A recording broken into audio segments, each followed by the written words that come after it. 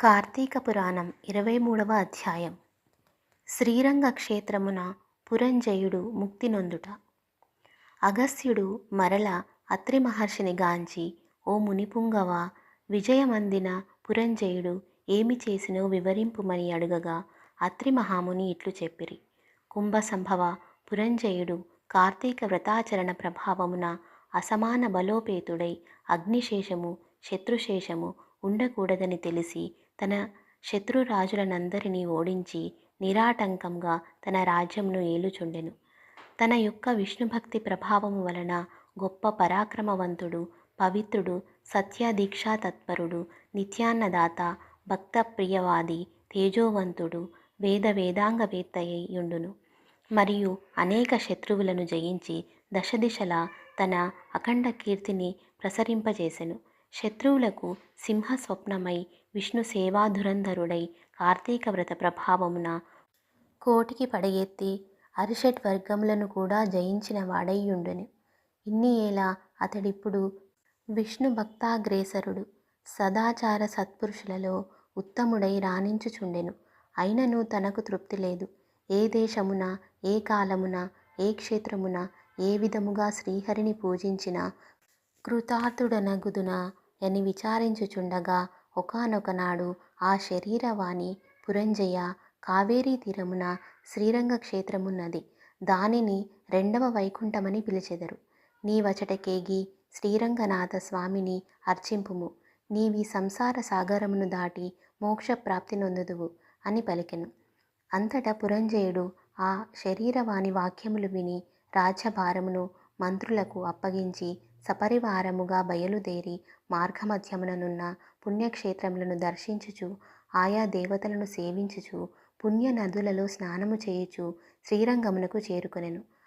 అక్కడ కావేరీ నది రెండు పాయలై ప్రవహించుచుండగా, మధ్యనున్న శ్రీరంగనాథాలయమున శేషశయ్యపై పవలించుచూయున్న శ్రీరంగనాథుని గాంచి పరవశముంది చేతులు జోడించి, దామోదర, గోవింద, గోపాల, హరే కృష్ణ, వాసుదేవ, అనంత, అచ్యుత, ముకుంద, పురాణపురుష, ఋషికేశ, ద్రౌపదీ మాన సంరక్షక, దీనజన భక్తపోష, ప్రహ్లాద వరద, గరుడధ్వజ, కరివరద, పాహిమాం పాహిమాం, రక్షమాం రక్షమాం, దాసోహం పరమాత్మ దాసోహం అని విష్ణు స్తోత్రమును పఠించి కార్తీక మాసమంతయు శ్రీరంగమునందే గడిపి తదుపరి సపరివారముగా అయోధ్యకు బయలుదేరెను. పురంజయుడు శ్రీరంగనాథ స్వామి సమక్షమున కార్తీక మాసములో చేసిన వ్రతములు మహిమ వలన అతని రాజ్యమందలి జనులందరూ సిరి సంపదలతో, పాడి పంటలతో, ధనధాన్యాలతో, ఆయురారోగ్యాలతో నుండిరి. అయోధ్యానగరము దృఢతర ప్రాకారములు కలిగి, తోరణ యంత్ర ద్వారములు కలిగి, మనోహర గోపురాదులతో చతురంగ సైన్య సంయుతమై ప్రకాశించుచుండెను.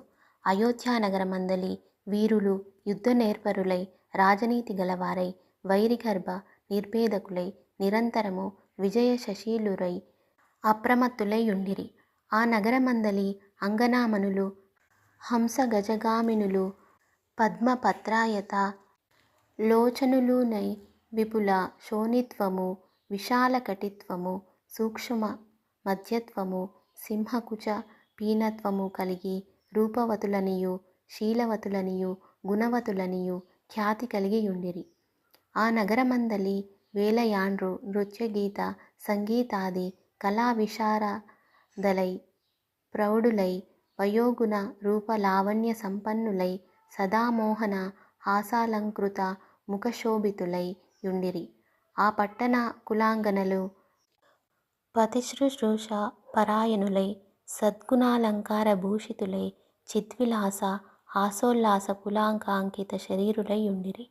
పురంజయుడు శ్రీరంగ క్షేత్రమున కార్తీక మాస వ్రతమాచరించి సతీ సమేతుడై ఇంటికి సుఖముగా చేరెను. పురంజయుని రాక విని పౌరజనాదులు మంగళవాద్య తూర్య ధ్వనులతో ఎదురేగి నగర ప్రదక్షిణ చేసి నిజాంతఃపురమును ప్రవేశపెట్టిరి. అతడు ధర్మాభిలాషి అయి, దేవభక్తి పరాయణుడై, రాజ్యపాలన మొనర్చుచు కొంతకాలం గడిపి వృద్ధాప్యము వచ్చుటచే ఐహిక వాంఛలను వదులుకొని తన కుమారునికి రాజ్యభారం అప్పగించి పట్టాభిషిక్తుని చేసి తను వానప్రస్థాశ్రమము స్వీకరించి అరణ్యమున కేగెను. అతడ వానప్రస్థాశ్రమమందు కూడా ఏటేటా విధివిధానముగా కార్తీక వ్రతం ఆచరించుచు క్రమక్రమముగా శరీరముడుగుటచే మరణించి వైకుంఠమునకు పోయెను. కావున ఓ అగస్త్య, కార్తీక వ్రతము అత్యంత ఫలప్రదమైన మహత్యము కలది. దానిని ప్రతివారును ఆచరించవలెను. ఈ కథ చదివిన వారికి, చదివినప్పుడు వినువారికి కూడా వైకుంఠ ప్రాప్తి కలుగును. ఇది స్కాంద పురాణాంతర్గత వశిష్ఠ ప్రోక్త కార్తీక మహత్య మందలి 23వ రోజు పారాయణ సమాప్తం. ఓం నమ శివాయ.